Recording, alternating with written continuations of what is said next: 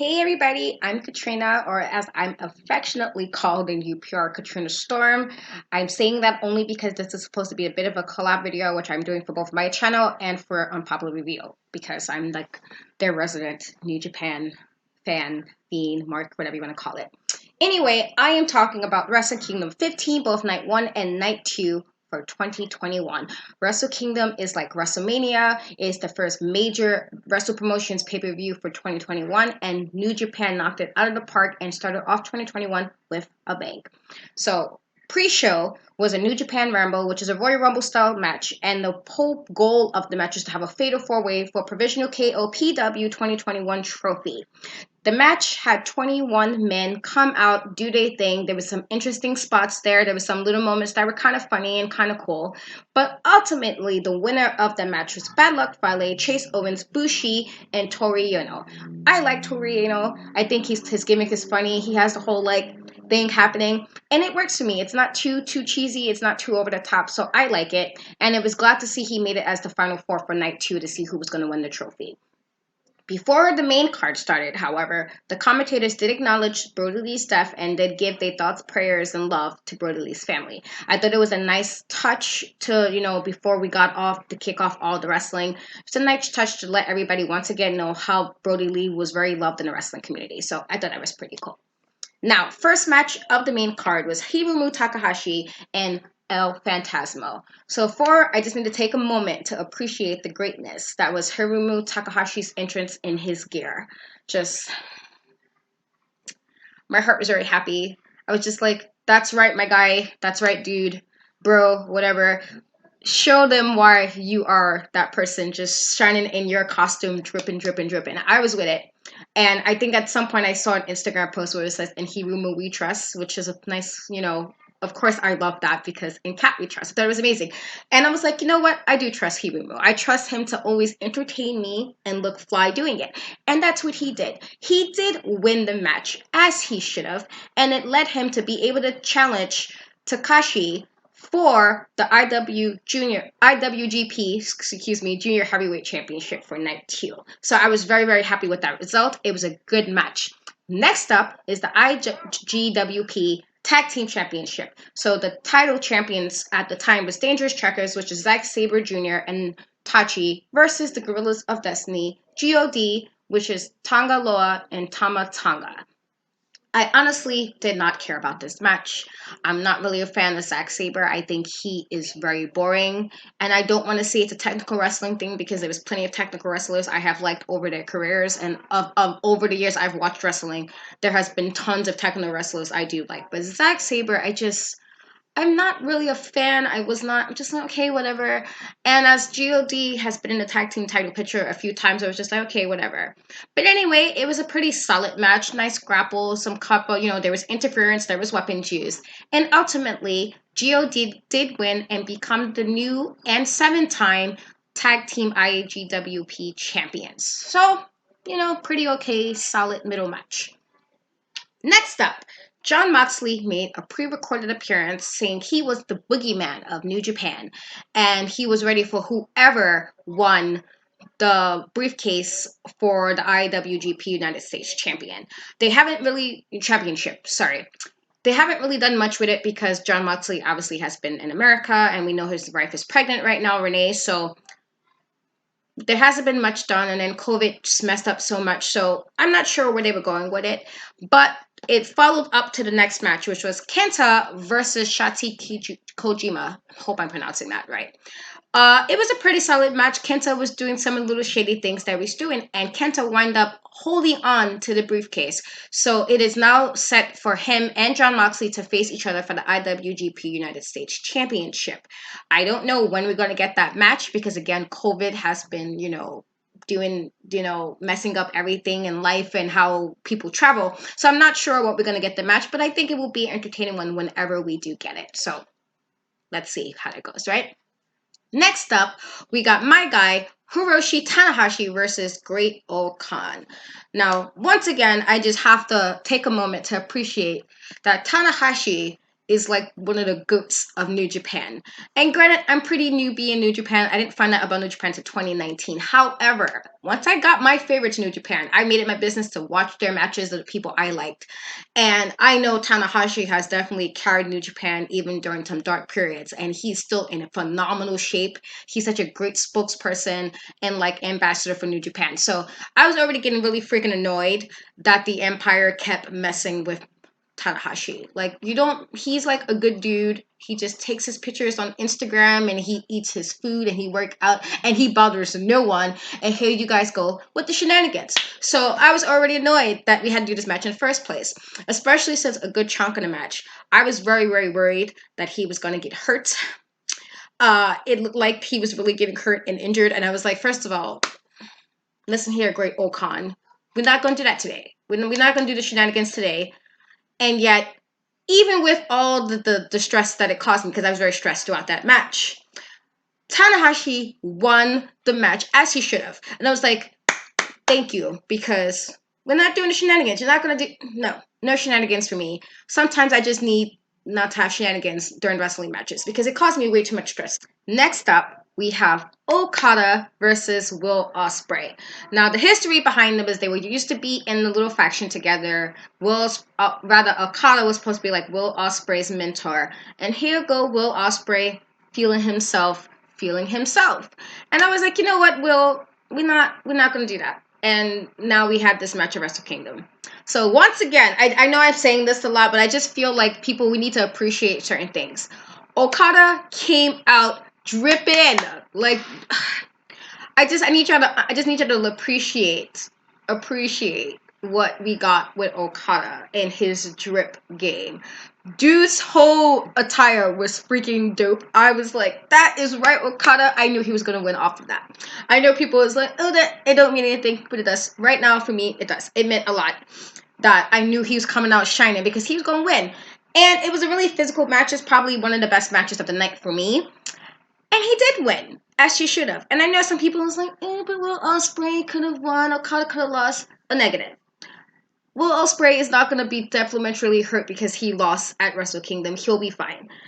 Okada had to let the little youngin know, this is my house. It's, there's a reason why he was the rainmaker. He was making it rain. He was glossing and all that stuff. There's a reason for that. And he had to show Will at Wrestle Kingdom Night 1. He had to show him who was the real man in charge. And I was very happy with this.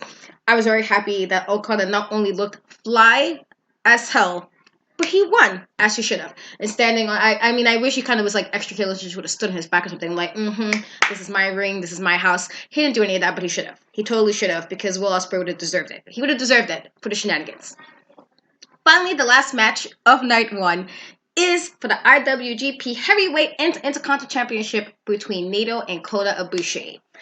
Now, you guys, I was already very annoyed with what happened with Kota Ibushi in 2020's Wrestle Kingdom 14. Okay? They had him lose to Okada, and I love Okada, but I've been waiting for Kota's time. I've been waiting for Kota's time to shine. I've been waiting for Kota to let people know it is his time. And then he lost to Okada in Wrestle Kingdom 14. And then Okada lost to Naito the night after. So I was even more agitated because I was like, you didn't even let Okada keep it. And while I got the story and I understand all of that, and that was nice and fine and dandy, it was about Kota, and I was annoyed. So this match had me stressed out for like most of it. I was very stressed. It was a very, really good match. It was a very long match. It was good. And at the end, when all was said and done, Kota Ibushi became the IWGP Heavyweight and Intercontinental Champion. He stood there in all his glory, holding his belts, and then here comes Raggedy J. White with the shenanigans. And he couldn't even let my guy have his time. Like, my homie was trying to have his moment. And here he comes, it's about me. No, it's not about you right now. You want to take the night off, okay? You want to take the night off. January 4th was supposed to be your day off, but you should have been off. I shouldn't have seen you at all until January 5th. But that is how we ended Night 1. Now let's get into Night 2. One of the matches was for the KOPW 2021 trophy or the King of Pro Wrestling 2021 trophy match. It was Bad Luck Fale, Bushi, Chase Owens, and Tori Yano. Tori Yano wound up winning the match, which I thought was pretty freaking cool. And again, I love his gimmick. And I love that he does the little silly things that he does. So it was a good win in my book. I loved it. I was very happy with it. Next was El Desperado and Yoshino Kanemaru versus Rasuki Taguchi and Master Wato for the IWGP Junior Heavyweight Tag Team Championship belts. El Desperado and Yoshinobu did win and retain. I was okay with the match. It wasn't something I would have wrote home about, but it was pretty good, and I guess it was a nice secondary match for night 2, so it was okay. Next up was Shingo Takagi and Jeff Cobb. I actually really like this match. I'm actually a really big fan of Jeff Cobb. And unfortunately, Jeff Cobb did not win.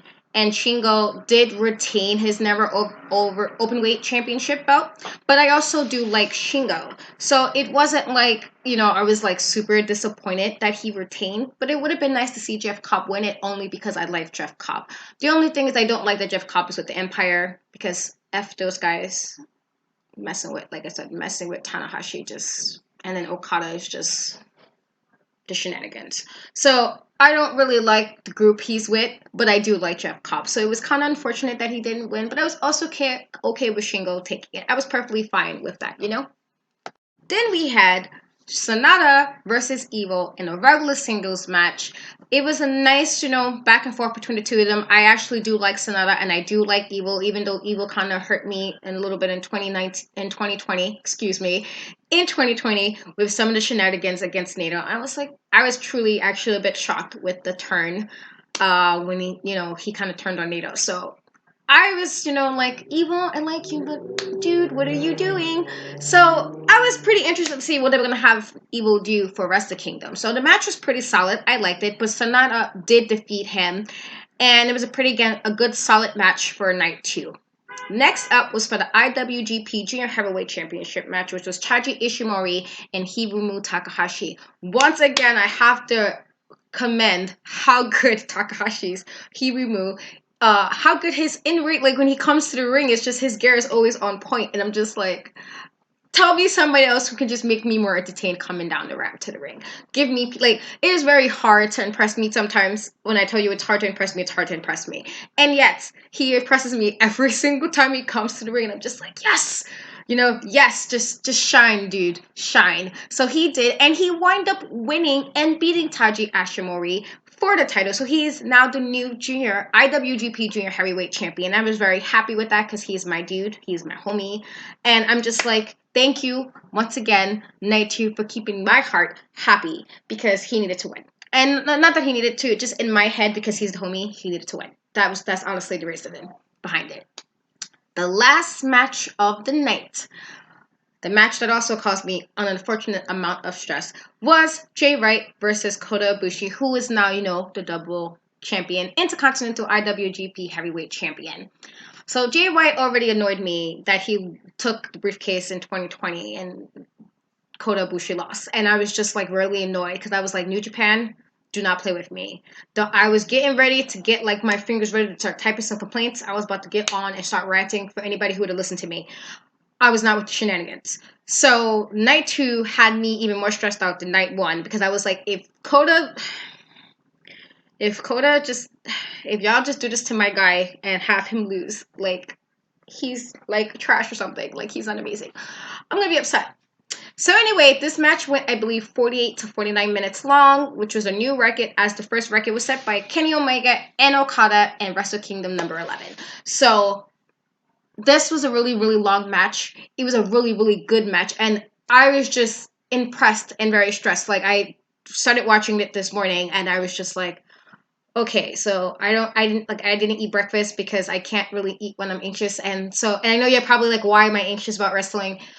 Because, like I said, it's about Kota, and I was just very stressed out. So anyway, as he should have, Kota Ibushi did retain the double championships.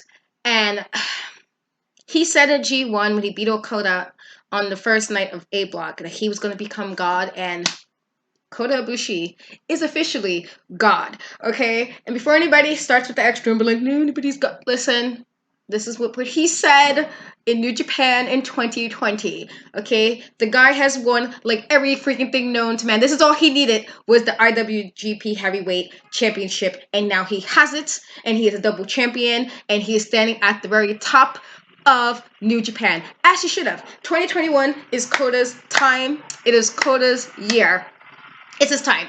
I'm interested to see where New Japan is going to go with Kota's title run. Like I said, my homie is the god of New Japan, and he does have his next challenger in Sonata, who challenged him immediately after the match, and that he was like, okay, can I get a turn? And Kota agreed, like the dude that he is. So all I'm saying is I truly enjoyed Wrestle Kingdom 15. It was really good both night 1 and night 2. It had me very stressed out, but also made me very happy by the end. You guys tell me your thoughts. What did you feel about Wrestle Kingdom 1 and 2? Was it too long for you? Did you stay up? Because I didn't stay up. I watched it when I got up the next day. I cannot, no, we couldn't do that.